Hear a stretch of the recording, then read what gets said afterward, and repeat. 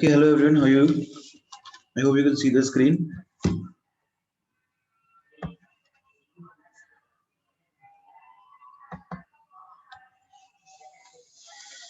Okay, good morning, good morning.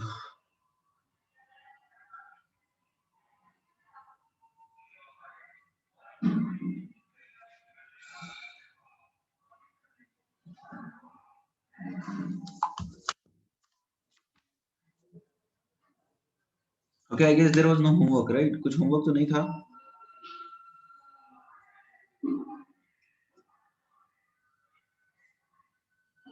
Hey, everybody, was there any homework? कुछ बोलो यार. Can you hear me? Everybody, am I audible?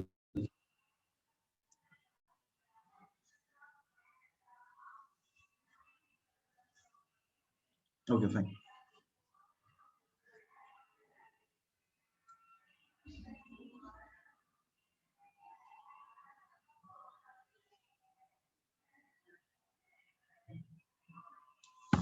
So, was there any homework given in the last class?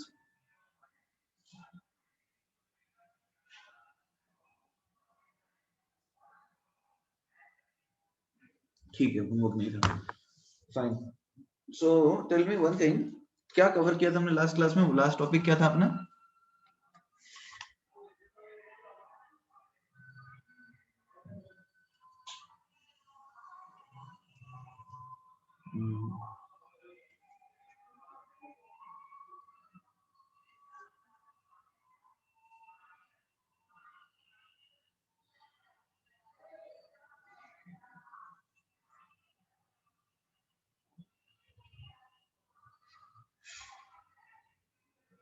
ठीक है. Specific heat और heat capacity ये सब हम लोग पढ़ रहे थे. तो आई थिंक हम लोग ये सब पढ़ चुके थे. Molar heat capacity, right? Ready? Molar heat capacity, CM, CP, CV, ये सब तो कवर कर चुके थे ना.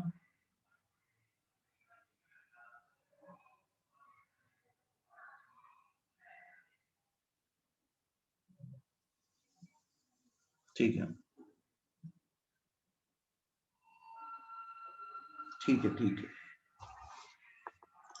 तो वर्क और हीट हो गया था कवर अपना. ठीक है, वेरी अच्छी बात है. चलिए, तो अभी देखो, अभी हम लोग कर लेते हैं जीरोथ लॉ ऑफ थर्मोडायनेमिक्स. थोड़ा सा लॉज कर लेते हैं, है ना, उसके बाद आगे बढ़ेंगे.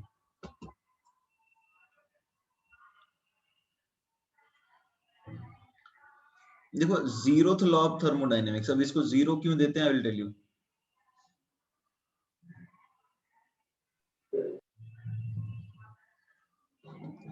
सी, जीरोथ लॉ ऑफ थर्मोडायनेमिक्स क्या है? जैसे मान लो एक ऑब्जेक्ट है ए, एक ऑब्जेक्ट है बी और एक ऑब्जेक्ट है सी. ठीक है. अब बी और ए थर्मल इक्विलिब्रियम में है और बी और सी थर्मल इक्विलिब्रियम में. ठीक है. A and B are in a state of thermal equilibrium.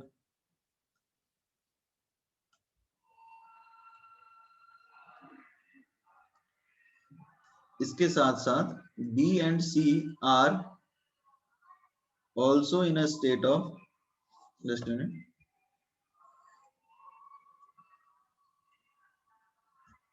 State of thermal equilibrium. ठीक है. ए और बी थर्मल इक्विलिब्रियम में है और बी और सी भी थर्मल इक्विलिब्रियम में. तो इसका क्या कहना है? ए और सी भी थर्मल इक्विलिब्रियम में होगा. A and C will also be in a state of thermal equilibrium. Thermal equilibrium मतलब समझ में आता है?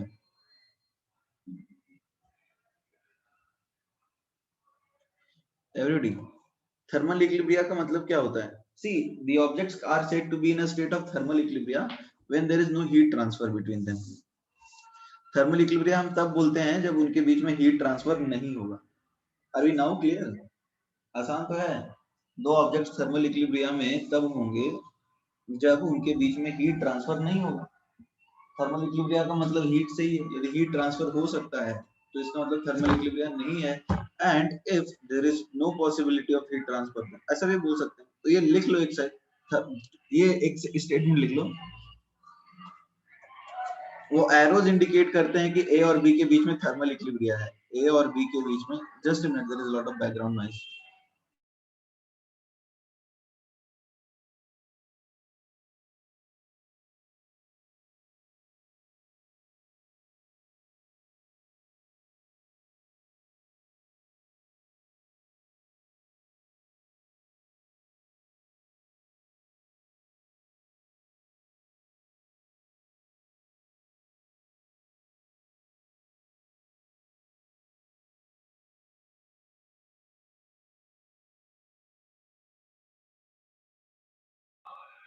क्लियर?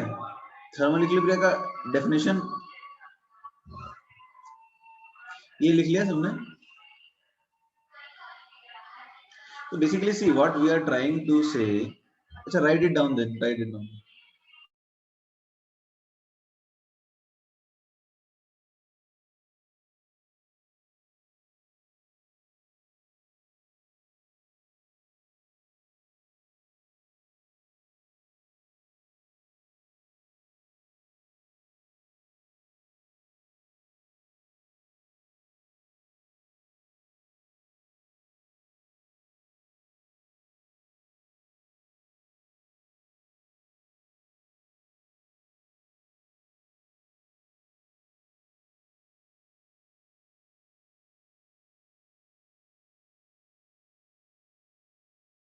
Written everyone?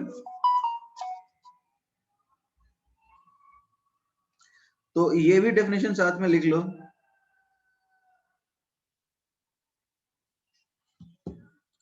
कि two objects मतलब are said to be in a state of thermal equilibrium when they are at same temperature. Write down, two objects are said to be in a state of thermal equilibrium when they are at the same temperature.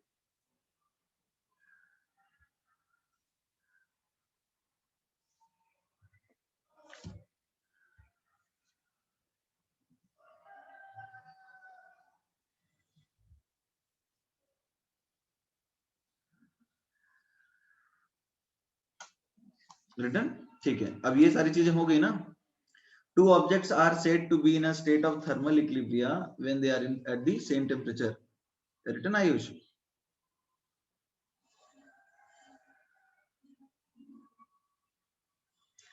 Okay fine. तो अब देखो zeroth law of thermodynamics है क्या। Basically ये कोई law नहीं है। जैसे मान लो तुम्हारा कान जो है तुम्हारे फेस को टच करता है और तुम्हारा दूसरा वाला कान भी फेस को टच करता है।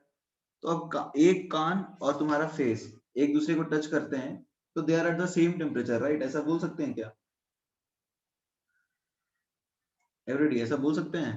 तो अब तुम्हारा कान जो है वो फेस को टच करता है तो कान का टेम्परेचर T1, फेस का टेम्परेचर T2 और दूसरे कान का टेम्परेचर T2। ठीक है, तो अब तुम्हें नहीं समझ में लग रहा है कि दोनों कान सेम टेम्परेचर पे होंगे? दोनों थर्मल इक्विलिब्रिया है फेस के साथ, तो कान 1 एंड कान 2, your ears, they will be in state of thermal equilibria with each other. तो ये कोई लॉ हुआ क्या? जैसे तीन दीवारें मान लो, एक दीवार है तुम्हारी तरफ, इसके अपोजिट एक दीवार है और बीच में जमीन है। दीवार जो है जमीन के साथ थर्मल इक्विलिब्रियम में और दूसरी दीवार भी जमीन के साथ थर्मल इक्विलिब्रियम में, तो दोनों दीवार एक दूसरे से थर्मल इक्विलिब्रियम में होंगे। This is zeroth law. Is that clear? ये तो ऑब्वियस ही चीज है, इसलिए इसको जीरो लॉ दिया गया है। ये बस इतना बताता है ना कि हीट ट्रांसफर के लिए there has to be a condition, temperature difference होना चाहिए, राइट? हीट ट्रांसफर के लिए टेम्परेचर डिफरेंस होना जरूरी है। क्योंकि यहाँ पर इसे लॉ इसलिए बोलते हैं क्योंकि ये एक हीट ट्रांसफर को रिलेट कर रहा है, इसलिए इसको कोई नंबर नहीं देते ना। Two objects A and C simultaneously in a state of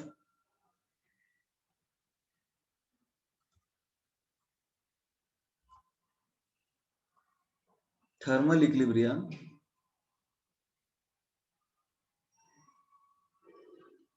with the third object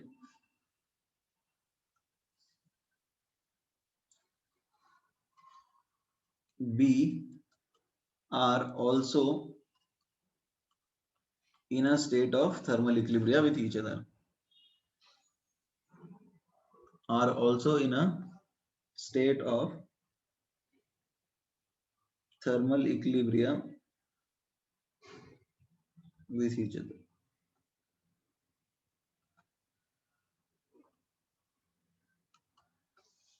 ठीक है,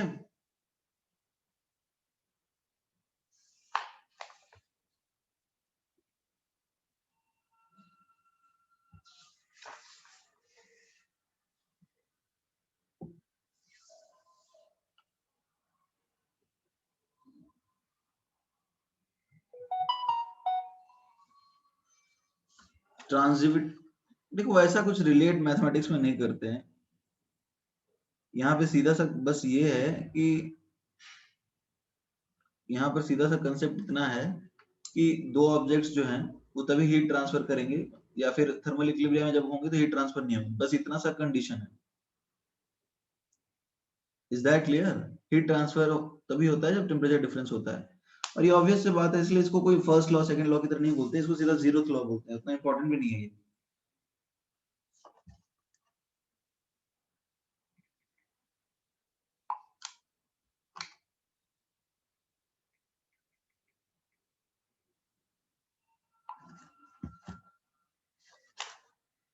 रिटन एवरीवन?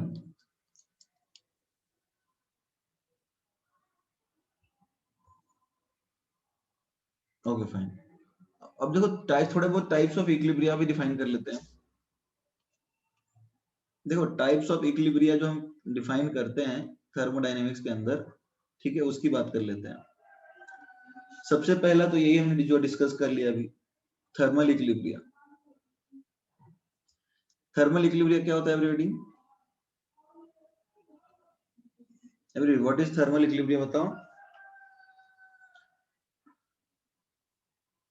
हाँ, two objects are said to be in a state of thermal equilibrium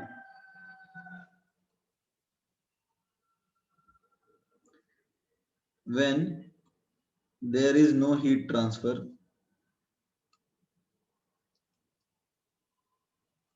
taking place.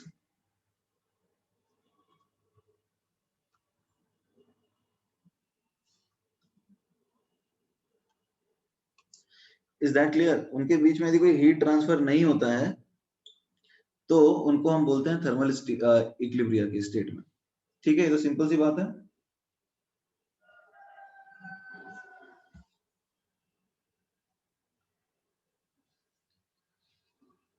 Okay then write it down.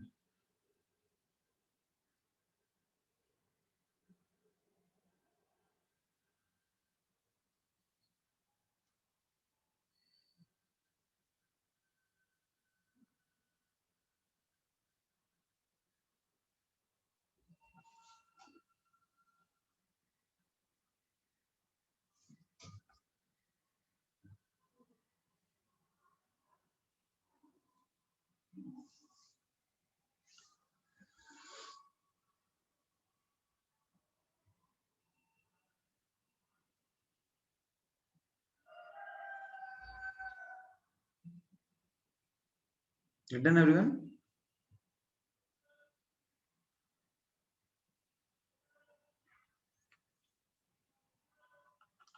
Okay, next अपन बात कर लेते हैं, ये लिख लिया है ना सबने? ओके वेट करता हूँ।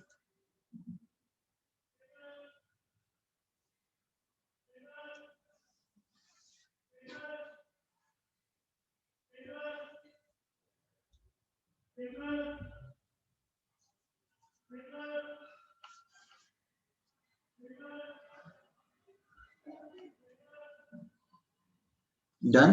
ओके।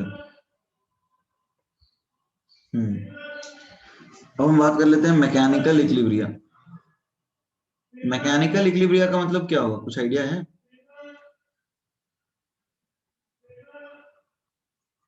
एवरीडी, मैकेनिकल इक्विलिब्रिया क्या है, मतलब समझ में आ रहा है? जैसे मान लो दो सिस्टम है, इस तरह से डिवाइड कर दिया हमने, और बीच में लगा दिया हमने एक मूवेबल पिस्टन। हमने यहाँ पे लगा दिया मूवेबल पिस्टन, मतलब जो कि दोनों तरफ जा सकता है, इधर भी जा सकता है और इधर भी जा सकता है, ठीक है।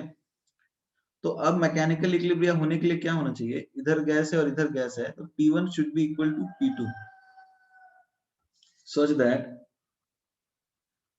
there is no movement of piston.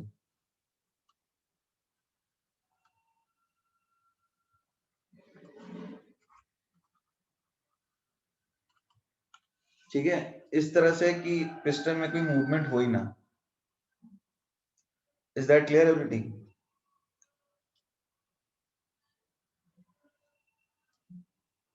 Fine. तो यदि पिस्टन में कोई मूवमेंट नहीं होता है तो उस केस में हम इसको बोल सकते हैं mechanical equilibrium.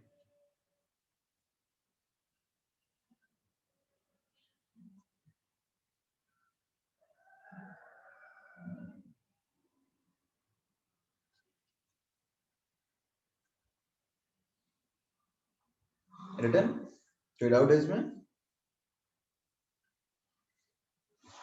Basically mechanical equilibrium का मतलब कोई मैकेनिकल एनर्जी का ट्रांसफर नहीं हो रहा है। ठीक है, P1 and P2 obviously pressure ही है सलोनी।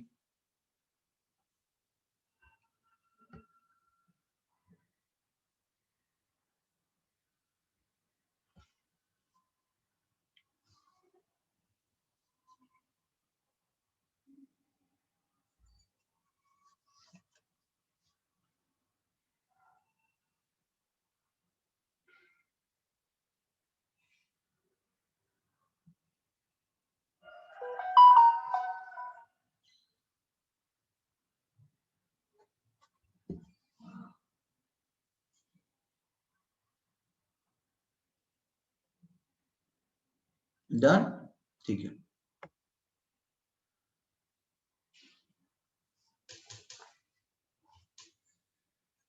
नाउ देखो, एक होता है केमिकल इक्विलिब्रियम। इसकी स्टेटमेंट देखो, मैकेनिकल इक्विलिब्रियम के लिए यही है कि there should not be any movement, there should not be any change in volume. कोई मैकेनिकल एनर्जी का काम नहीं होना चाहिए।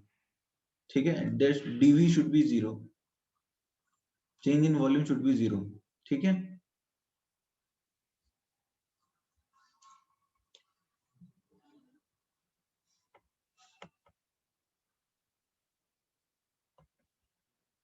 Now let us talk about chemical equilibrium.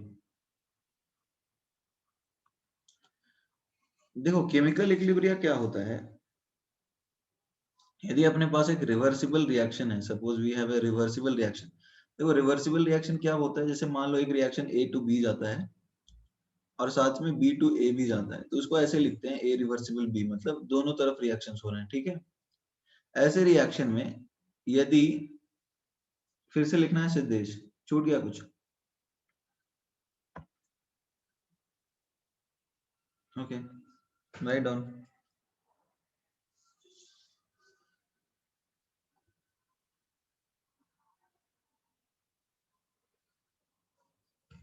Done, okay.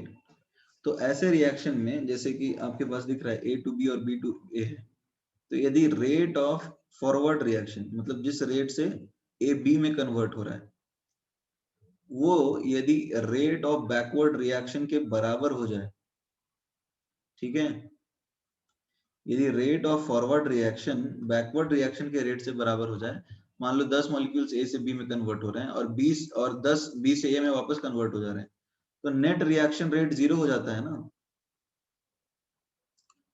Every day. Net reaction rate zero हो जाता है, तो ऐसा लगता है कि कोई विजिबल चेंजेस है ही नहीं। Is that clear? जैसे मान लो इधर 10 मॉलिक्यूल्स हैं, इधर 10 मॉलिक्यूल हैं, एक इधर जा रहा है, एक इधर जा रहा है। ठीक है, तो ओवरऑल कोई इफेक्टिव चेंज होगा ही नहीं ना, ये तो इनफाइनाइट टाइम तक चलते रहेगा। तो इसको बोलते हैं केमिकल इक्विलिब्रियम, कि मतलब कोई केमिकल रिएक्शन का होना यहाँ पॉसिबल नहीं है। No chemical reaction taking place. ठीक है, और कोई विजिबल चेंजेस नहीं दिख पाते ओवरऑल पैरामीटर्स में, प्रेशर वॉल्यूम वगैरह पे, तो उसको केमिकल बोलते हैं। केमिकल रिएक्शन इक्विलिब्रियम का डेफिनेशन ही होता है, रेट ऑफ फॉरवर्ड रिएक्शन और रेट ऑफ बैकवर्ड रिएक्शन यदि बराबर हो, such that there are no visible, right on definition. यदि तो वर्ड्स में लिखना चाहते हो तो लिख सकते हो, डिक्टेट कर दूं चलेगा ना? So write down, it is a state in a chemical reaction where It is a state in a chemical reaction where the visible changes are not present. Where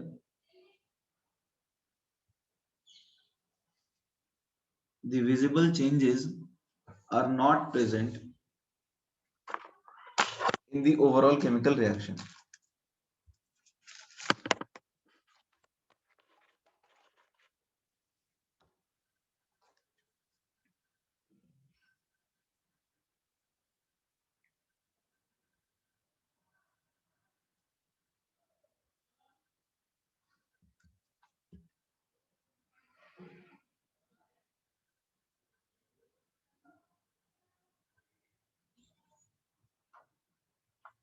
Done everyone? एक बार फिर से बताऊं. It is a state of chemical reaction in which rate of forward reaction is equal to rate of backward reaction and there are no visible changes taking place in the overall reaction. ठीक है, मैं लिखवा ही दूंगा. Ayush, I understood, you must have missed it. ये लिख दो ना, एक ये पॉइंट है और दूसरा है क्या कि no visible changes in overall parameters. ये दोनों पॉइंट लिख दो और क्या. एक ये वाला पॉइंट और एक ये वाला पॉइंट.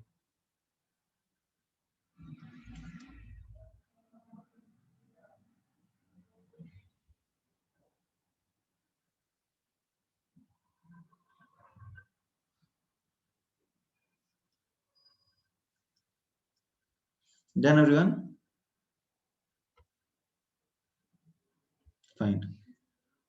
चलो ठीक है. तो ये तो हो गया बेसिक. देखो अभी कुछ चीजें हैं, जैसे see what have we studied as of now. अभी तक हमने क्या क्या पढ़ा है, हीट वर्क वगैरह पढ़ा है. अभी कुछ चीजें और भी हैं, जैसे स्टेट फंक्शन क्या होता है, पाथ फंक्शन क्या होता है, वो सब करना है. ठीक है.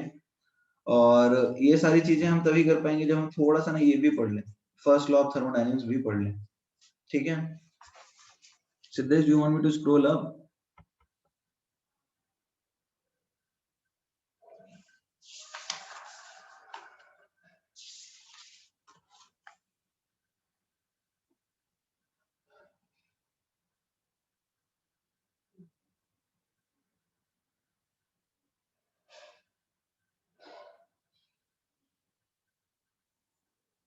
ठीक है.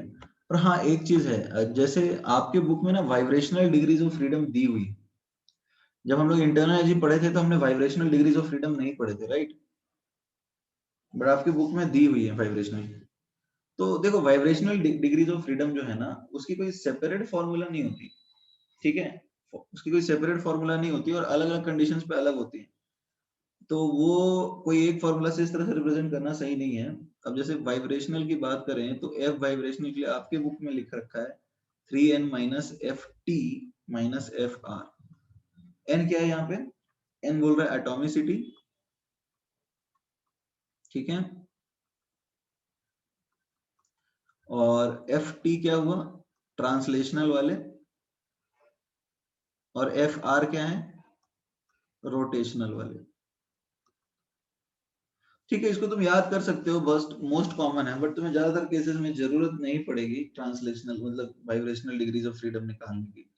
ठीक है.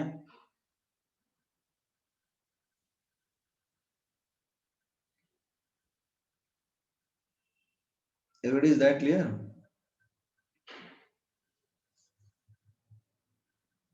ट्रांसलेशनल तो हमेशा तीन ही रहते हैं.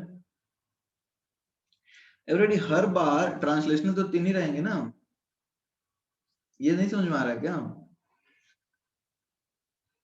जैसे मान लो ये वाइब्रेशनल है, मतलब वैसे इतना इंपॉर्टेंट नहीं है बट फिर भी चलो ठीक है.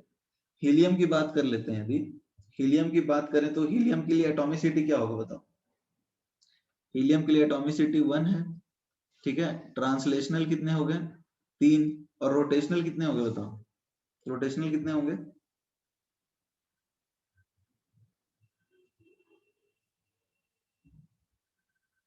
0.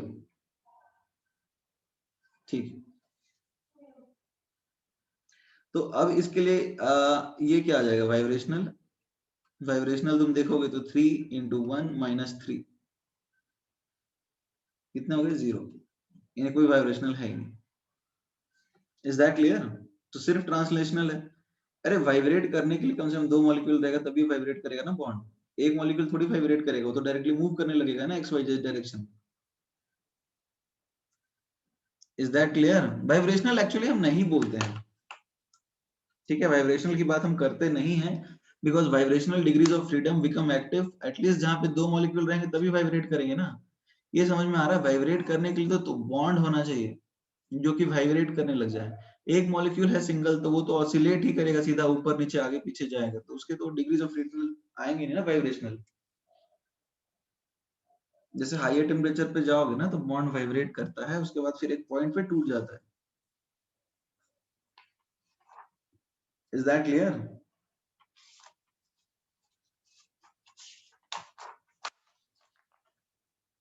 आगे बढ़ जाए अब।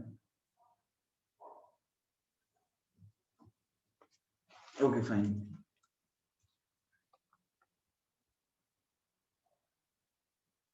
ये लिख लिया है सबने? एवरीडी ये लिख लिया है सबने? तो जैसे कुछ एग्जांपल्स हैं आपके बुक के हैं, बताओ, इसको भी कर ही लो, थोड़ा सा प्रैक्टिस हो जाए। जैसे CO2 है, तो CO2 के लिए भी सारे निकाल लो।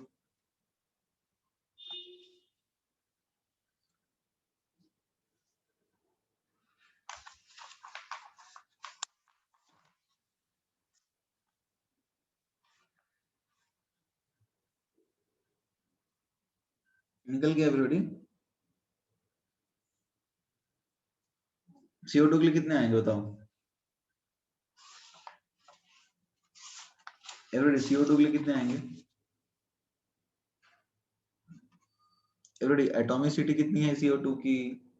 3। ठीक है। ट्रांसलेशनल कितने हैं? 3। और रोटेशनल कितने एवरीडी? 2। तो अब वाइब्रेशनल कितने होंगे? 3 इंटू 3 माइनस 3 माइनस 2, यानी 9 minus 5, 4। I think it is clear right?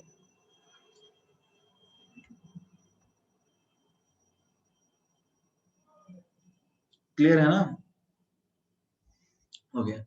कुछ पुराने रिलेशन जो हमने लिखे हैं, जैसे कुछ इसको स्क्रॉल कर दो नीचे एवरीबॉडी।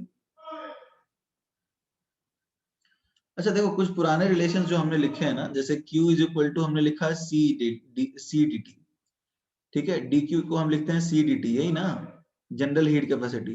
तो कई बार आपको ऐसा भी लिखना हो सकता है, Q is integral D Q is integral C D T. तो ये लिखने के तरीके हैं, ये सब आपको हर जगह थर्मोडायनेमिक्स में करना होगा। यदि हम डी क्यू को लिखते हैं N C M D T, तो हम Q को लिख सकते हैं integral D T D Q N C M D T. यदि हम डी क्यू पी लिखते हैं N C P D T, तो हम इसी तरह से Q को लिख सकते हैं इंटीग्रल डी क्यू, यहाँ लिमिट्स लगा देंगे, T1 से T2 के बीच में है ये, ठीक है, T1 से लेकर T2 तक, T1 से T2 तक। This is again NCM, sorry this is NCP, because हमने P लिया है ना constant pressure, so this will be NCPDT। उसी तरह से यदि DQV लिख रहे हैं NCVDT, तो Q हम क्या लिखेंगे? Integral DQ T1 to T2 NCVDT। कोई दिक्कत है बेटी? फिर right it down then.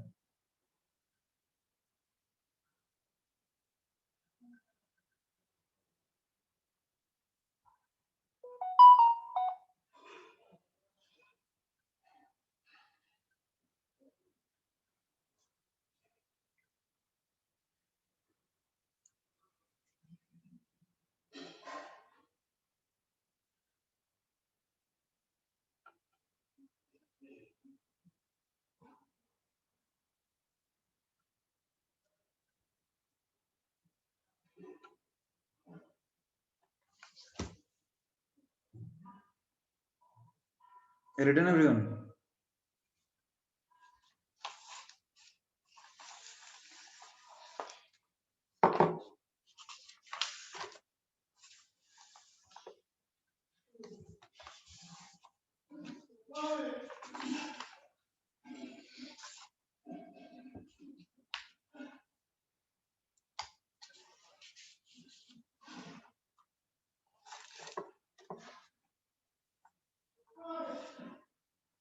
Okay done fine. QV क्या है? QV is heat exchange at constant volume, QP is heat exchange at constant pressure. ये सब समझ में आ रहा है सबको? Everybody, QV is heat exchange at constant volume, QP is heat exchange at constant pressure. This is the convention which we followed, right? This is the convention that we followed. Fine. Okay.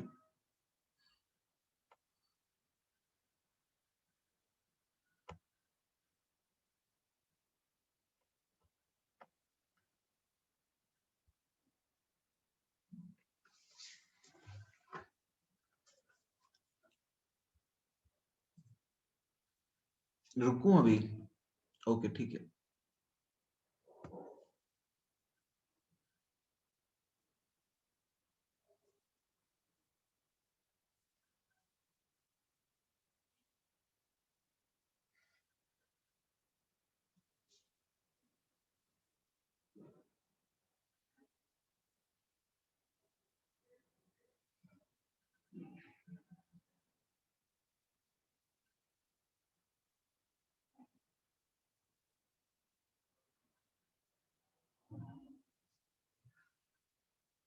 Done?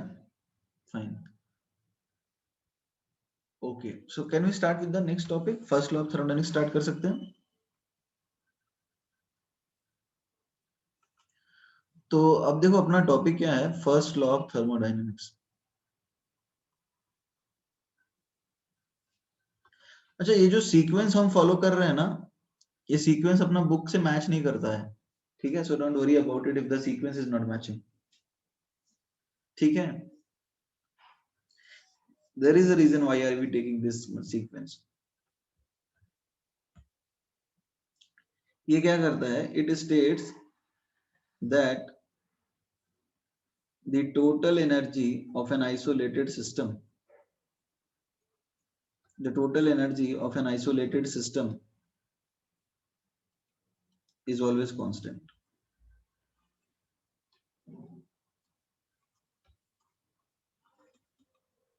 ये समझ में आया? अरे एक isolated system अलग थलग तरह का एक सिस्टम है, तो उसकी टोटल एनर्जी हमेशा कांस्टेंट रहती है। ये समझ में आ रही है बात? एवरीडी, यदि तुम्हारे पास कोई सिस्टम है जो कि आइसोलेटेड है, जो किसी और सिस्टम के साथ एनर्जी शेयर नहीं कर रहा है, तो जब कोई सिस्टम किसी और एनर्जी के सिस्टम के साथ एनर्जी शेयर नहीं करता, तो उसकी एनर्जी तो कांस्टेंट ही रहेगी ना। मान लो तुम अलग थलग बैठे हुए हो, कुछ पैसे लेकर के बैठे हुए हो, तुम किसी को ना पैसे दे रहे हो ना किसी को पैसे ले रहे हो, तो don't you think your overall money, the amount of money which you will remain constant? Is that clear? आवाज ब्रेक हो रही है, audio lag, is it fine now?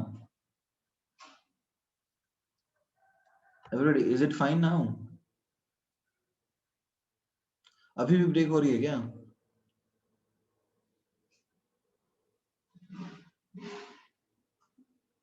Okay fine fine fine, let me just check.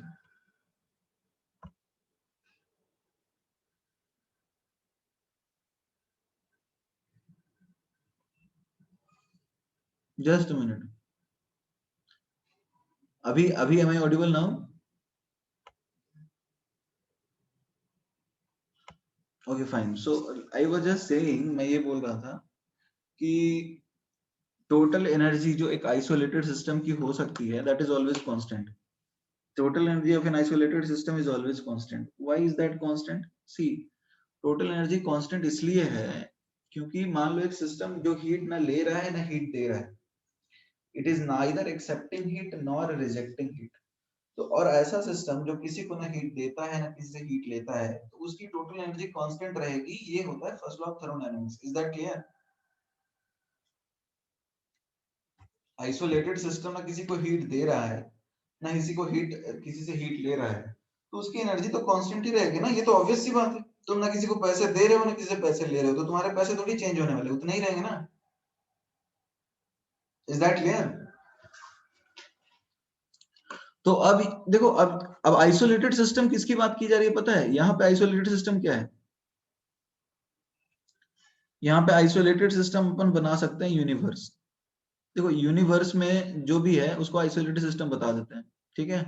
Late us consider our universe as an isolated system, because I am assuming कि universe तो बहुत बड़ा है ना, तो वो किसी और यूनिवर्स से, मतलब बेसिकली ये अपना यूनिवर्स किसी के साथ एनर्जी एक्सचेंज नहीं कर रहा, ठीक है, तो इसकी एनर्जी कांस्टेंट ही रहनी चाहिए, right? Is that clear? Okay, तो write it down.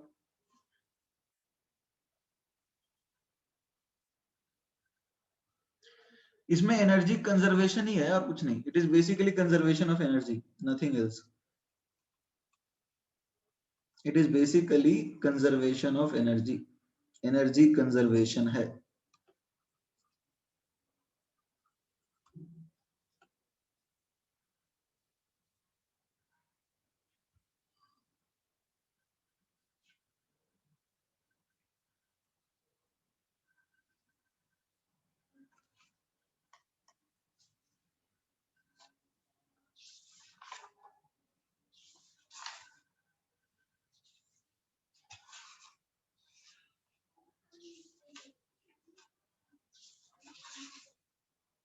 Done everyone?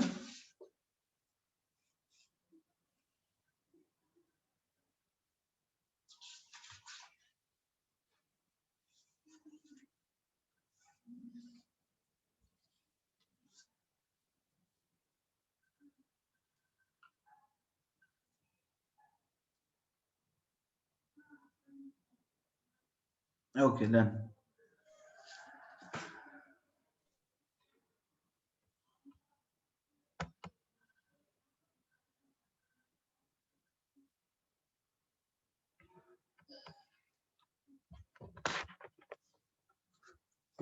Fine, तो अब देखो आगे का जो है कॉन्सेप्ट, आगे का कॉन्सेप्ट देख लेते हैं क्या है। बेसिकली मान लो एक सिस्टम है, ठीक है, सिस्टम है, ये अपना सिस्टम है, इसको अपन हीट देते हैं dq, this is the heat we are going to give it to you, ठीक है। तो ये हीट लेकर के सिस्टम क्या करेगा, ये कुछ change in internal energy produce करेगा du, और कुछ वर्क करेगा dw। Is that clear? Every day, system को अपन हीट देते हैं dq, उससे क्या करेगा, जैसे मान लो तुम्हें कुछ पैसे दिए गए, तो तुम क्या करोगे, कुछ पैसे अपने पास रखोगे और कुछ खर्च कर दोगे। Is that clear? तो जो पैसा तुमने अपने पास रखा वो तुम्हें अमीर बना देगा, और जो खर्च कर दिया वो अलग आउटपुट के फॉर्म में गया। तो अब सिस्टम को तुमने हीट दिया तो क्या कर सकता है, हीट को रख सकता है या फिर उससे कुछ काम कर सकता है। गैस को हीट करोगे तो उसका टेम्परेचर बढ़ सकता है या फिर वो उससे एक्सपैंड हो सकता है, और कुछ हो सकता है क्या? समझ में आ रहा है ना? तो सिस्टम को तुमने हीट दिया और सिस्टम ने कुछ काम किया और कुछ बाकी जो है वो इंटरनल एनर्जी के चेंज में चला गया। सिद्धेश, तुम्हें नहीं समझ में आया?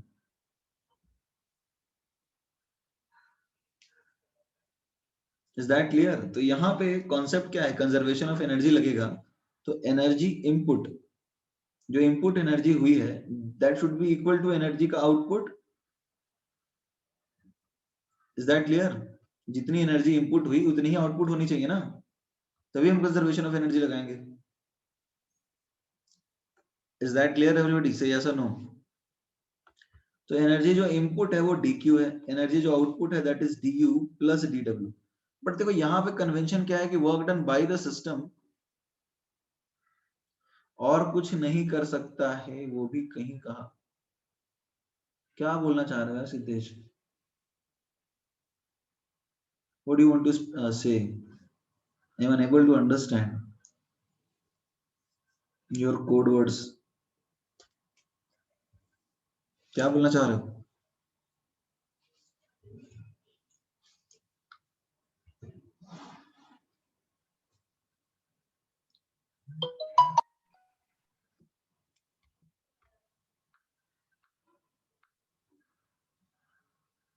Siddesh, do you have specific questions to ask? You can unmute yourself and speak up.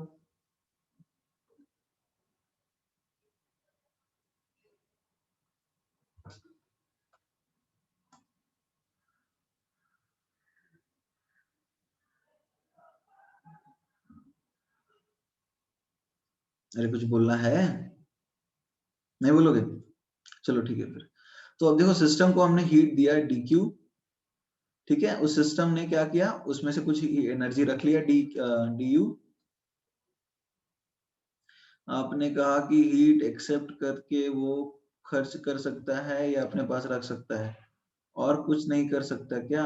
अच्छा, क्या करेगा और बताओ। सिद्धेश का क्वेश्चन ये है कि पैसे दिए तो उसने पैसे कुछ रख लिए और कुछ खर्च कर दिए, और क्या पॉसिबिलिटी हो सकता है? उससे गैम्बलिंग करेगा, नया धंधा चालू करेगा, वो सब सोचे क्या? बिजनेस करेगा, करोड़पति बनेगा, ऐसा? तो जो पैसा रखा ना, वो भी तो एक तरह से उसके पास रख लिया ना, अलग बिजनेस करने के लिए।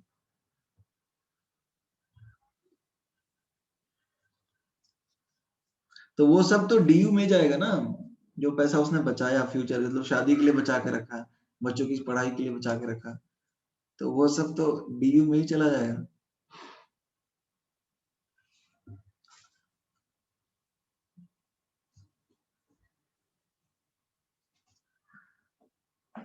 आगे बढ़ सकते हैं? अरे सिद्धेश टेंशन मत लो, मैं भी मजे ले रहा हूँ, क्या करूँ। आगे बढ़ सकते हैं?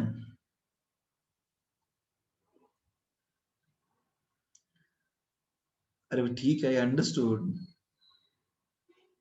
आगे बढ़ सकते हैं ना, समझ में आ गया ना? अरे तो दो ही चीज है, इसमें खींचोगे तो क्या मिलेगा? बेसिकली रख लेगा, अब रख के जो भी करे उसका फ्यूचर में, वो तो उसकी अपनी प्लानिंग है, we are not concern about it. System को हमने हीट दे दिया, राइट?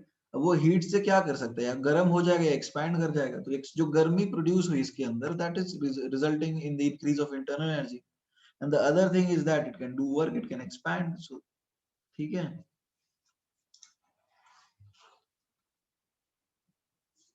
तो अभी क्या है, सिस्टम को अपन डीक्यू हीट इनपुट करते हैं, और आउटपुट निकलता है उसका du प्लस dw। तो एनर्जी जो इनपुट है should be equal to energy output, तभी होगा ना कि नेट एनर्जी कोई बाहर से नहीं आ रहा है तो एनर्जी कंजर्व्ड है।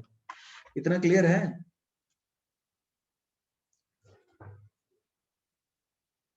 ओके।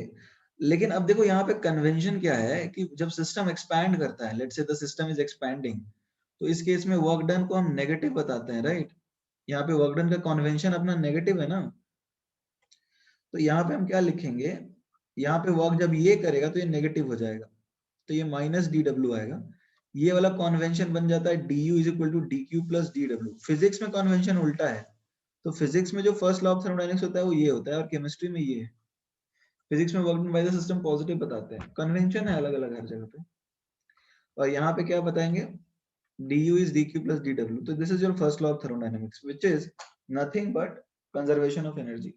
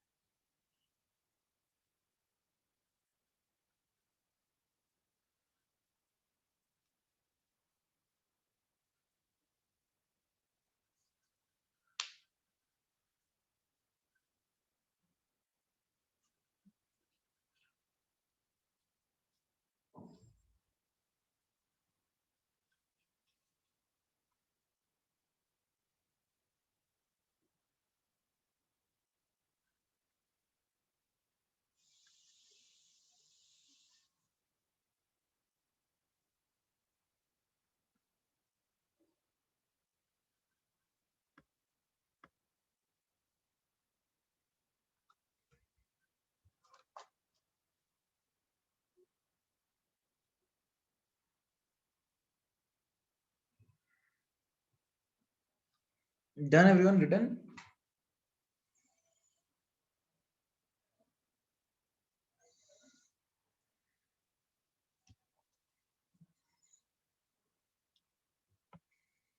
ओके।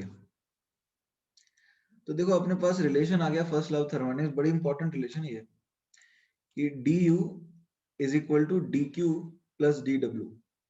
ठीक है, ये एक रिलेशन आ गया। तो मतलब केमिस्ट्री में क्या चल रहा है, केमिस्ट्री में ऐसा चल रहा है कि सिस्टम को हम हीट दें तो पॉजिटिव, और सिस्टम पे काम करें तो पॉजिटिव, राइट? केमिस्ट्री में तो कन्वेंशन यही है ना, कि सिस्टम को हम हीट देते हैं तो पॉजिटिव बोलते हैं, और सिस्टम पे हम ही काम करेंगे तो ही पॉजिटिव बोलेंगे। तो सिस्टम क्या करेगा, मतलब दोनों रख लेगा ना। Is that clear? सिस्टम दोनों रख लेता है। तो as simple as this we can simply write it like this, delta U is D Q plus D W. Positive तो हमने ऐसे ही डिफाइन किया ना कि सिस्टम को हम ही हीट देंगे, सिस्टम पे काम भी हम ही हीट करेंगे, मतलब काम भी हम ही करेंगे। तो सिस्टम क्या करेगा, दोनों रख लेगा। Is that clear? तो this is how it can be put as well, इसको ऐसे भी लिख सकते हैं।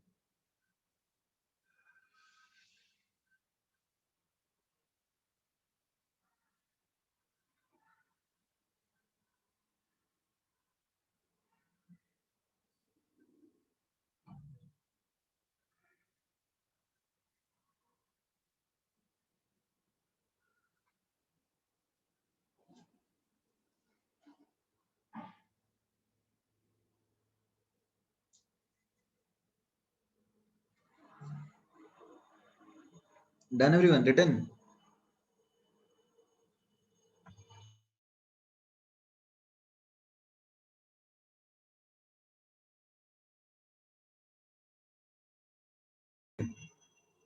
ठीक है, अभी देखो क्या है, इसके ऊपर छोटे छोटे क्वेश्चन करते हैं, ठीक है, छोटे छोटे क्वेश्चन। जैसे calculate the change in internal energy, calculate the change in internal energy produced in a system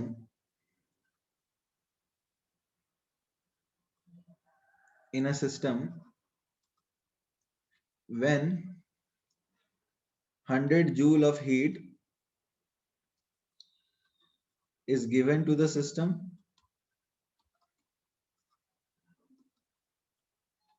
and in turn it does 200 joule of work। समझ में आ रहा है क्वेश्चन? समझ में आया? Kalpesh, do you want me to move back? Do you want to see what was written? ये यहाँ पे आ जाए, ठीक है, ठीक है, लिख लो।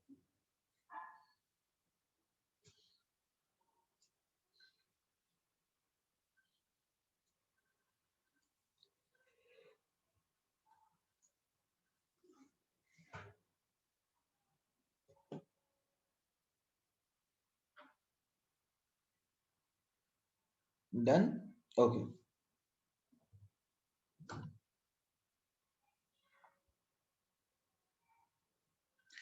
तो देखो ये क्वेश्चन है, सिस्टम को देखो, सिस्टम को हमने हीट दिया तो dq तो पॉजिटिव है ना, बट सिस्टम ने काम किया, राइट? तो ये dw तो नेगेटिव हो गया, राइट?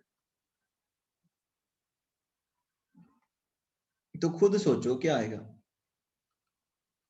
-100 ना। अरे तुमने 100 रुपया दिया और इसने 200 रुपया खर्च कर दिया, खुद ही सोचो -100 आएगा ना। Shreyas, is that clear? तुमको 100 रुपया मिला घर से और तुम 200 रुपये का सामान ले आए, घर से 100 रुपया लेके गए और 200 का सामान ले आए, तो इसका मतलब तुम्हारे पैसे तो 100 रुपये कम ही हो गए होंगे ना।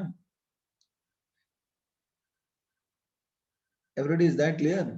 ऐसे भी तुम सोच सकते हो, 100 रुपये लेके गए थे घर से और 200 का सामान ले आए, तो तुम्हारे तो 100 रुपये कम ही हो गए होंगे जितने थे पहले तुम्हारे पास। Is that clear? तो यानी कूल हो गया, गैस ठंडा हो गया होगा, राइट? इस ऐसा खोने के बाद गैस ठंडा हो गया होगा ऑब्वियसली। इसमें और किसी को डाउट है?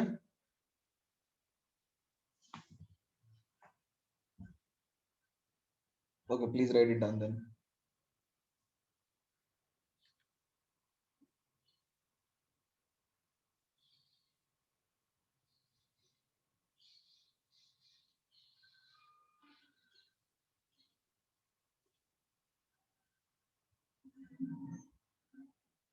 Written everyone?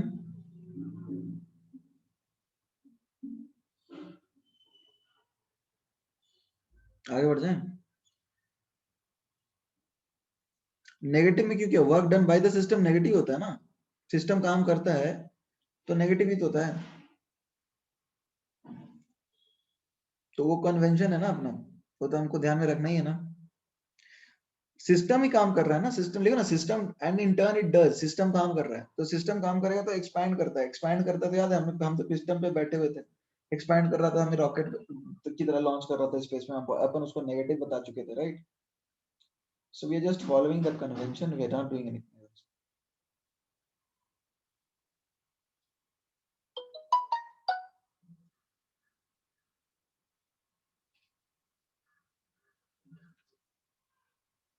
Okay, can we move ahead now?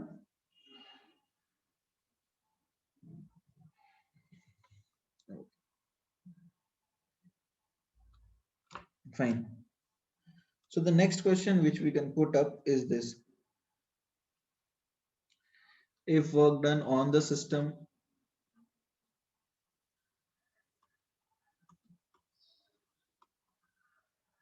is equal to 100 joule and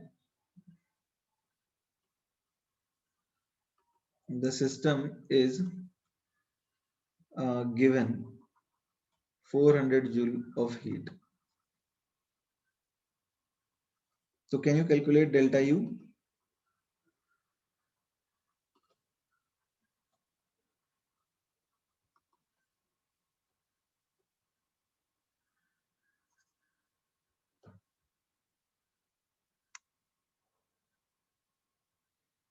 five hundred joule, ये तो सबको समझ में आ रहा है ना?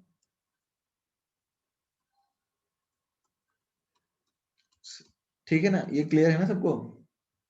ठीक है, तो अब देखो हमने कुछ बेसिक्स किए हैं दोनों, ठीक है, दोनों पॉजिटिव सर होने करेक्ट। अभी हमने कुछ बेसिक्स किए हैं, अभी हमें क्या करना है, अभी लगभग लगभग हमने सारे वेरिएबल्स पढ़ लिए हैं, ठीक है, लगभग लगभग तुम देखोगे तो हमने सारे वेरिएबल्स पढ़ लिए, मतलब जितने टर्म्स होते हैं ना वो कर लिए। वेरिएबल जैसे क्या क्या है इसके अंदर, जैसे हीट हो गया, वर्क हो गया, इंटरनल एनर्जी हो गया, ये तीनों तो मेजर चीजें हो गई, साथ में हीट कैपेसिटीज हो गए, right? Everybody is that clear? तो अभी भी अपना परिवार का डिस्क्रिप्शन ही चल रहा है, ऐसा नहीं है कि हम ज्यादा अभी डिटेल में जा रहे हैं, तो ये परिवार का डिस्क्रिप्शन चल रहा है अभी तक, ठीक है। अरे हमने बोला था ना कि बहुत बड़ा परिवार है, so that is what we are doing right now. First law of thermodynamics कोई नई चीज नहीं है, it is basically conservation of energy, right? कोई नई चीज तो नहीं पढ़ ली ना तुमने अभी? सी फर्स्ट लॉ ऑफ थर्मोडायनेमिक्स क्या है? Everybody please respond, what is first law of thermodynamics? It is basically conservation of energy. तो ये बात तुम्हें पहले भी पता थी ना कि एनर्जी तो कंजर्व ही रहता है। ओके, तो अभी देखो क्या है, हमने वेरिएबल्स कवर किए हैं, तो अभी हमें पढ़ना क्या है, क्लासिफिकेशन ऑफ स्टेट वेरिएबल्स या फिर क्लासिफिकेशन ऑफ वेरिएबल्स। वेरिएबल्स को क्लासिफाई कैसे करते हैं? देखो पहला पैरामीटर होता है on the basis of amount of matter present in the system. System के अंदर कितना मैटर प्रेजेंट है, amount of matter present in the system. तो on the basis of amount of matter present in the system हम इसको कैसे define कर सकते हैं? एक तो होता है एक्सटेंसिव और दूसरा होता है इंटेंसिव। ये समझ में आया, एक्सटेंसिव और इंटेंसिव? ये लिख लीजिए पहले। एक्सटेंसिव क्या होता है, just a minute, these are the state variables, these are the state variables which depend on the amount of matter. You want me to go back? Where do you want me to slide? Last slide वाला question वाला slide से this.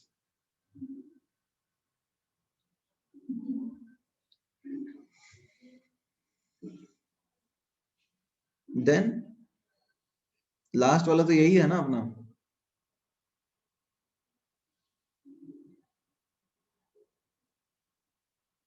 Okay. तो अभी देखो क्या है, on the basis of amount of matter present in the system.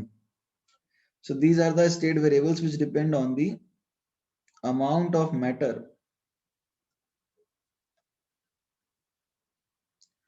present in the system. System के अंदर जितना मैटर है उस पे जो प्रॉपर्टी डिपेंड करती है उसको बोलते हैं एक्सटेंसिव। और ये क्या है, these are the variables, these are the variables, variable state variable लिखना सही नहीं, दीज आर द वेरिएबल सीधा लिखते हैं, which do not depend on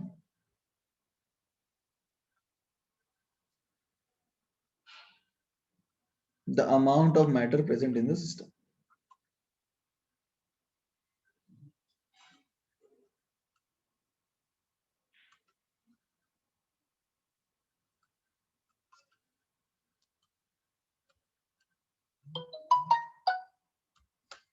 Written everyone?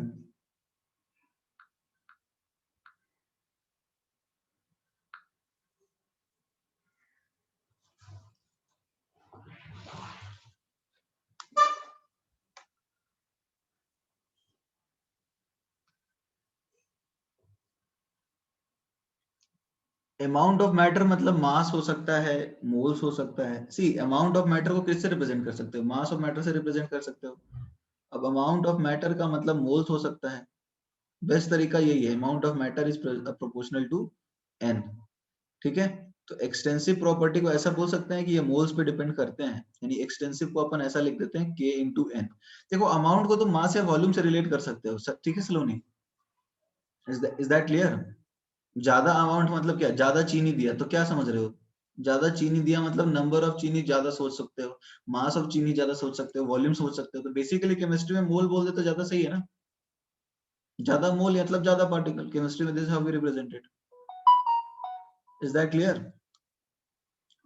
तो यहाँ पे एक्सटेंसिव प्रॉपर्टी को k इंटू एन लिख देते हैं। और इंटेंसिव को कैसे लिखेंगे बताओ? Intensive properties are independent of N. तो इंटेंसिव को सीधा, यार इधर एक्सटेंसिव लिख दिया, एक मिनट ना, इंटेंसिव लिखना था, आई लिखा हूं मैं।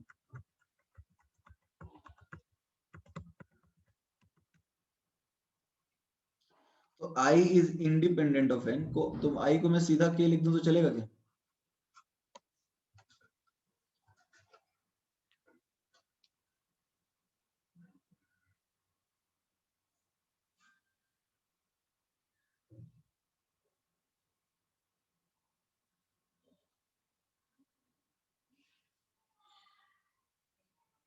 ठीक है, इंटेंसिव सीधा कांस्टेंट है। Is that clear everybody? It does not depend on the mass of system.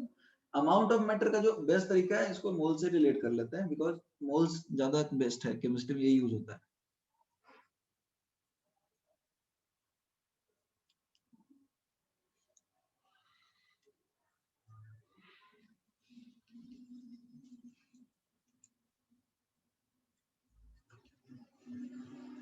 I किस, will talk about it Aditya, don't worry.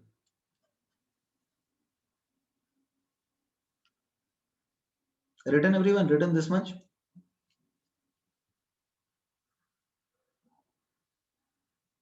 Okay fine. तो अब देखो हमने एक्सटेंसिव और इंटेंसिव की बात करी।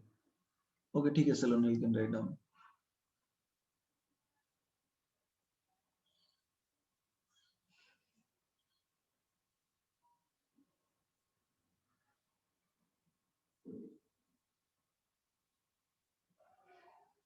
I is equal to K, इतना ही है ना? हाँ, उसके आगे हमने कुछ लिखा नहीं है ना।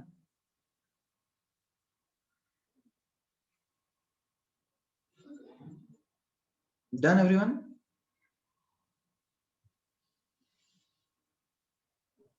ओके, तो अब देखो कुछ लोग पूछ रहे हैं कि एग्जैक्टली मतलब क्या है, we talk about it. See intensive properties जो है, देखो ऐसे समझ सकते हो, मान लो तुम्हारे पास एक बड़ा सा ब्लॉक है आइस क्यूब का, एक बहुत बड़ा ब्लॉक है किसका? आइस क्यूब का। तो अब तुम क्या करो, इस ब्लॉक को छोटे छोटे टुकड़ों में बांटना चालू कर दो। ठीक है, इसको काट के छोटा करने लगो, तो जो प्रॉपर्टी चेंज हो जा रहा है वो क्या है बताओ? आई इज इक्वल टू के एन नहीं है भैया। अरे एक्सटेंसिव देखो यार, ई इज इक्वल टू के एन है ना। एक्सटेंसिव डिपेंड करता है मूल पे, इंटेंसिव नहीं डिपेंड करता। Is that clear? जैसे ठीक है, अब इसको समझते हैं क्या, मान लो अपने पास बहुत बड़ा आइस का एक ब्लॉक है, राइट? अपने पास एक बहुत बड़ा आइस का ब्लॉक है। तो अब आइस का ब्लॉक को हम डिवाइड करते जाते हैं छोटे छोटे सिस्टम यूनिट्स में। तो जो प्रॉपर्टीज आइस को डिवाइड करने से मतलब छोटे ब्लॉक्स में डिवाइड करने से चेंज हो जाते हैं, वो क्या होंगे बताओ?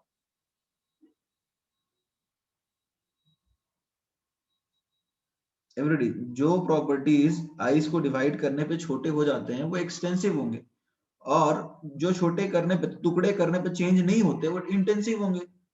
ये चमक रहा है सबको? जो प्रॉपर्टीज चेंज हो जाते हैं सिस्टम को छोटे पार्ट्स में डिवाइड करने में, वो एक्सटेंसिव होंगे, क्योंकि वो ऑब्वियसली अमाउंट ऑफ मैटर पे डिपेंड कर रहे हैं ना। छोटा सिस्टम कर दिया तो प्रॉपर्टी चेंज हो गए। तो इसका मतलब वो ऑब्वियसली अमाउंट पे डिपेंड करते हैं। और ऐसे प्रॉपर्टीज जो कि सिस्टम को छोटा करने पे चेंज नहीं होते, वो नहीं करते ना। so they will be intensive. Are we clear now, everybody? Are we clear now? So can we take a few examples to understand? जैसे आइस का मास जो है, the mass of ice block, if we say this property, तो क्या होगा, ये extensive होगा या इंटेंसिव होगा, बताओ?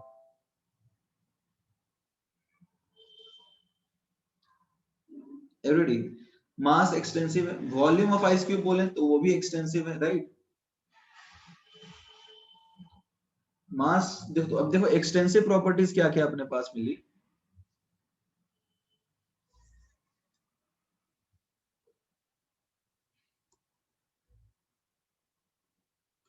एक्सटेंसिव क्या होगा, मास होगा, वॉल्यूम होगा। Is that clear everybody? Mass और वॉल्यूम एक्सटेंसिव है, are we clear with this? Okay, और भी कुछ चीजें हैं। अब जैसे इंटेंसिव क्या हो गया, कौन सी प्रॉपर्टीज हैं जो इंटेंसिव हैं? देखो डेंसिटी, डेंसिटी अलग अलग होगा क्या? पूरा हर ब्लॉक जो छोटे टुकड़े बनेंगे उनकी डेंसिटी तो सेम ही रहेगी ना? Is that clear?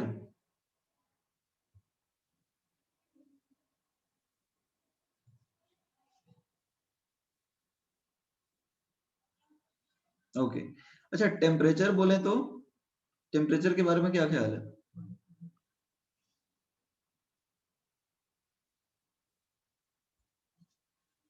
Temperature intensive होगा एक्सटेंसिव? इंटेंसिव होगा, राइट?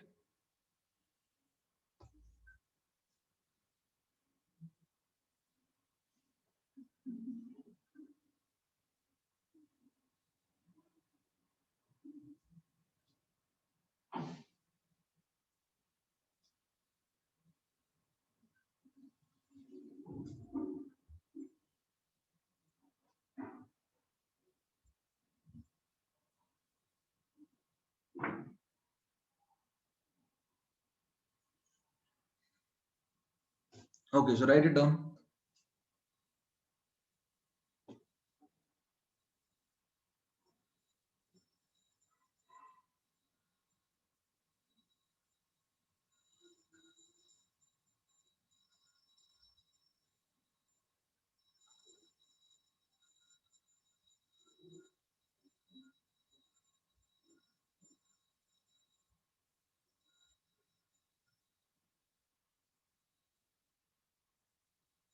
Done everybody?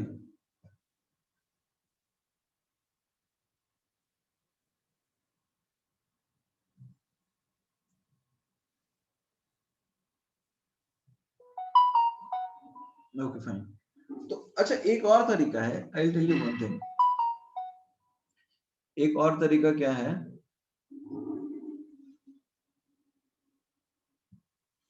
कि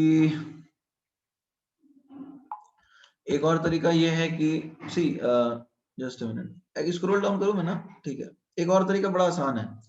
देखो हम लिखते हैं एक्सटेंसिव को E इज के एन और इंटेंसिव को सीधा K लिख देते हैं। तो अब डेंसिटी क्या होगा, देखो डेंसिटी क्या होगा, मास बाय वॉल्यूम होता है ना everybody? Density mass by volume होता है। तो मास को कैसे लिख सकते हैं, मास को हम लिख सकते हैं, m को लिख सकते हैं KN1 या फिर K1N लिख देते हैं, ऐसा करते हैं, right?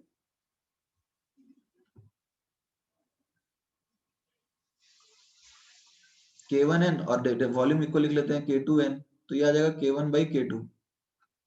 Is that clear?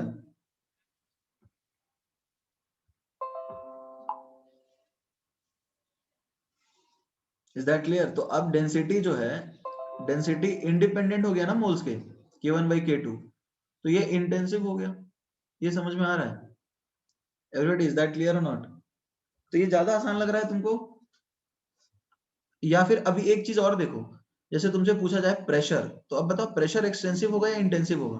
Pressure, gas का प्रेशर एवरीबॉडी, गैस का प्रेशर। तो अब देखो गैस का प्रेशर कैसे निकालेंगे, nRT/V होता है। अब जरा देखो, यहाँ पे n है और यहाँ RT है, तो nRT और वॉल्यूम को लिख दो KN, तो अब देखो कैंसिल हो जाएगा n, राइट? तो ये RT/K आया। तो अब ये डिपेंड नहीं करता है, तो ये भी हो जाएगा इंटेंसिव। Is that clear? तो अब देखो प्रेशर हो गया इंटेंसिव, तो ये ज्यादा आसान है ना मैथमेटिकली। तुम ऐसा सोचोगे ना, तो या तो दूसरा तरीका क्या है,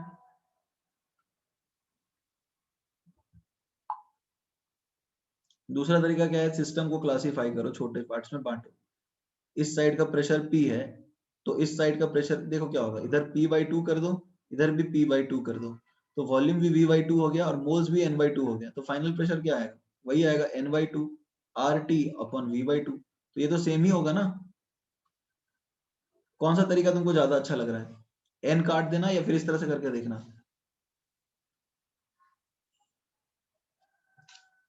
पहला मेथड ज्यादा आसान है ना। हाँ, तो फिर वही मेथड बच्चे एक्चुअली यूज करना पसंद भी करते हैं, वो इजी है।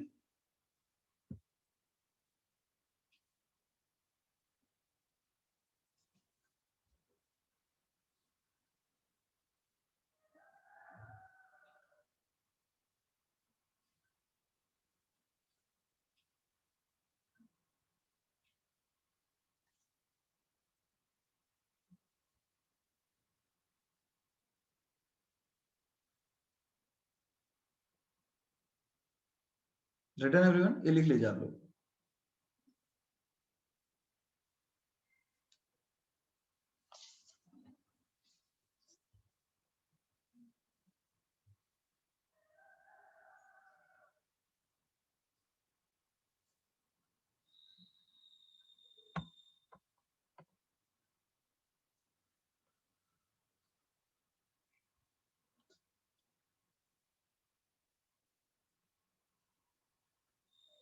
P फाइनल प्रेशर और PI इनिशियल प्रेशर।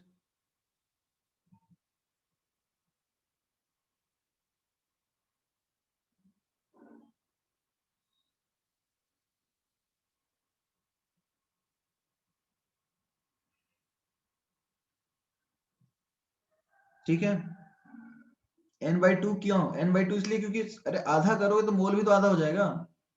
ये नहीं समझ में आ रहा है क्या, सिस्टम को तुमने दो पार्ट में क्लासिफाई कर दिया, तो मोल भी तो आधा ही हो जाएगा ना।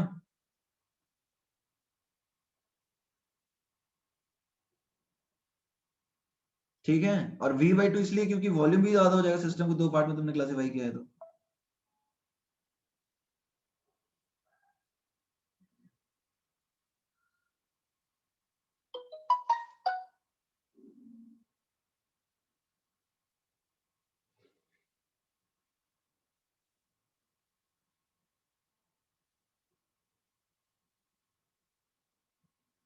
रिटर्न एवरीवन, पर हमने E is equal to KN कैसे बताया, क्योंकि ऑब्वियसली नंबर ऑफ मोल्स पे डिपेंड करता ही है, तो मोल्स के प्रोपोर्शनल ही होगा ना श्रेयस। अरे जो अमाउंट ऑफ मैटर पे प्रॉपर्टी डिपेंड करता है वो मोल्स के प्रोपोर्शनल ही होगा, इसमें क्या डाउट है तुम्हें?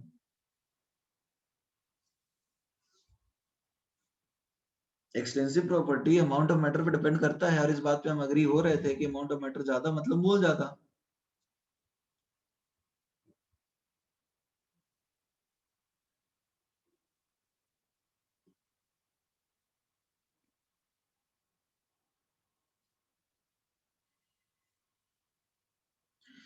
पर इसमें E क्या है, वो एक टाइप ऑफ प्रॉपर्टी है ना, E इज एक्सटेंसिव प्रॉपर्टी। पूछना क्या चाह रहे हो Shreyas, you can unmute yourself, that will be better. Shreyas, you can unmute and speak up.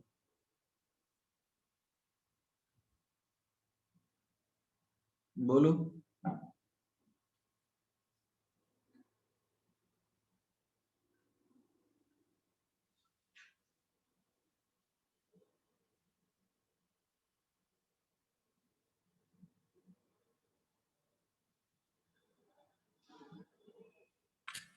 Sir इसमें जो ई है वो एक्सटेंसिव प्रॉपर्टीज का टाइप है, तो फिर वो ऐसे हम डिफाइन कैसे करेंगे? जैसे कोई भी extensive property number of moles पे तो डिपेंड करता ही है ना। तो ये जो E is equal to KN है वो एक जनरल इक्वेशन टाइप है क्या? हाँ, जनरल लिख दे सकते हैं, जैसे हर एक्सटेंसिव प्रॉपर्टी मोल्स पे तो डिपेंड ही करेगा ना, कांस्टेंट्स अलग हो सकते हैं, इसलिए मैंने K1 और K2 लिखा है। हाँ, जैसे तुम समझने की कोशिश करो, जैसे मान लो तुम्हारे पास मास है, तो नंबर ऑफ मोल्स होता है given mass by molar mass. तो ये मास क्या होगा, W, n इंटू एम आया, तो यहाँ पर कांस्टेंट मास मोलर मास हो गया। हाँ और वॉल्यूम जो होता है 22.4 इंटू n, जितने मोल्स उतने ज्यादा लीटर, तो यहाँ पर क्या है, यहाँ पर 22.4 हो जाएगा इसके लिए, वॉल्यूम के लिए K2। हम्म, तो अभी ठीक है, तो समझ ये में आ रहा है। तो K1 और K2 तो प्रॉपर्टी है ना उस पर्टिकुलर फिजिकल क्वांटिटी की जिसकी अपन बात कर रहे हैं। हाँ, तो वो एक जनरल लिख दिया है ऐसे। हाँ, इसलिए K1 K2 लिख दिया ऐसे जनरल। ओके, समझा। आगे बढ़ सकते हैं हम, एवरीबॉडी, और किसी को कोई डाउट है, आगे बढ़ सकते हैं। तो देखो बेसिकली ये बात शायद आप लोग सब समझ गए होंगे कि E is equal to K1 में जो कांस्टेंट है ये प्रॉपर्टी है इसकी, बाकी सारी चीजें तो रिलेट कर ही सकते हैं ना, और कांस्टेंट तो हम कुछ भी लिख सकते हैं यार, उसमें क्या है। अब देखो एक चीज बताओ, एक्सटेंसिव प्लस एक्सटेंसिव, यानी हमने दो एक्सटेंसिव प्रॉपर्टीज को ऐड किया, तो जो तीसरी प्रॉपर्टी मिलेगी वो कैसी होगी।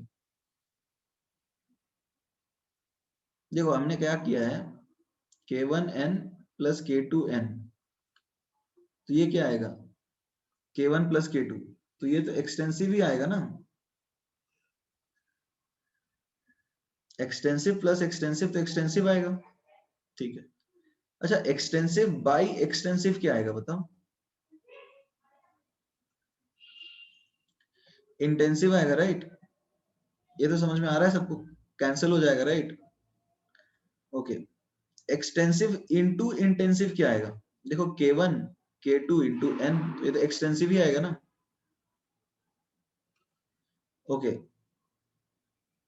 इंटेंसिव प्लस इंटेंसिव क्या आएगा everybody, intensive plus intensive intensive आएगा,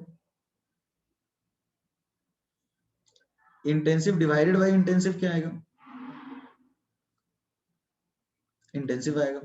अच्छा एक और चीज, जब हम दो प्रॉपर्टीज ऐड कर रहे हैं तो हम दोनों एक्सटेंसिव या इंटेंसिव होंगे, ऐसा बोल सकते हैं क्या, यदि हम दो प्रॉपर्टीज ऐड कर रहे हैं तो हम दोनों, तो दोनों का नेचर एक टाइप का ही होगा, ये समझ में आ रहा है। जब हम दो प्रॉपर्टी को ऐड कर रहे हैं, जैसे हम गधा को गधे के नंबर के साथ ही ऐड करेंगे ना, पूछे जाएगा कितने गधे हैं, तो तुम गधों को के नंबर जब ऐड करोगे तो सारे गधे ही ऐड करोगे, इज दैट क्लियर। और पूछे जाएंगे एक आध गधा भाग गया, तो तुम गधे में से सब्ट्रैक्ट करोगे, इज दैट क्लियर। घोड़े और गधों को तो ऐड नहीं कर सकते ना, तो जब भी दो पैरामीटर्स को ऐड या सब्ट्रैक्ट करते हैं तो वो सेम ही नेचर के होते हैं, इज दैट क्लियर। तो ये भी ध्यान रखना है कि whenever two parameters are added or subtracted then they are same। जैसे प्रेशर कम हो रहा है, प्रेशर घटा रहे हैं बढ़ा रहे हैं, तो जो चेंज है ना उसका यूनिट ओरिजिनल पैरामीटर के बराबर ही होता है।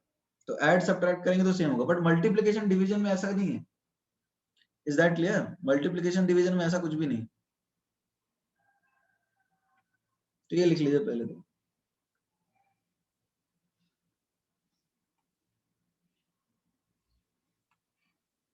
क्यू और, हाँ देख लो, क्यू और डब्ल्यू एनर्जी है ना दोनों, तो दोनों एक्सटेंसिव होगा,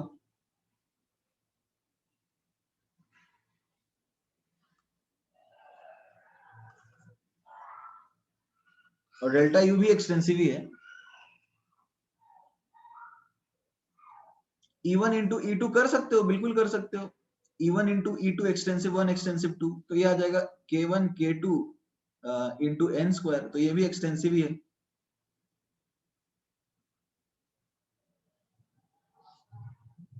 ठीक है आयुष,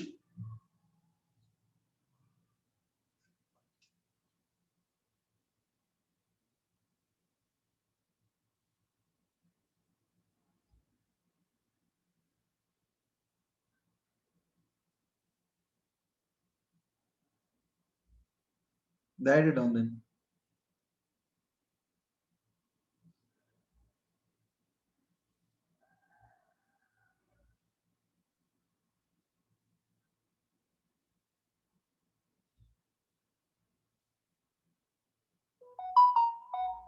रिटन एवरीवन,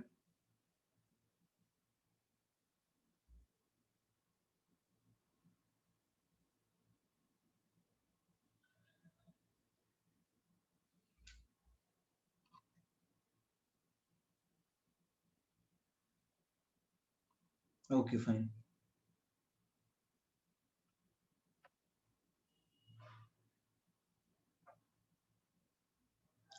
अच्छा अब देखिए कुछ एग्जांपल्स कर लेते हैं। जैसे एक बात बताओ, जैसे मान लो मैंने लिखा Q प्लस W, कोई ऐसा क्वांटिटी मैंने डिराइव कर दिया, डिफाइन कर दिया, तो ये बताओ एक्सटेंसिव होगा या इंटेंसिव होगा? मैंने कोई रैंडम सा क्वांटिटी Q कैसे एक्सटेंसिव होगा? जो वेट करूं मैं, ठीक है राइट।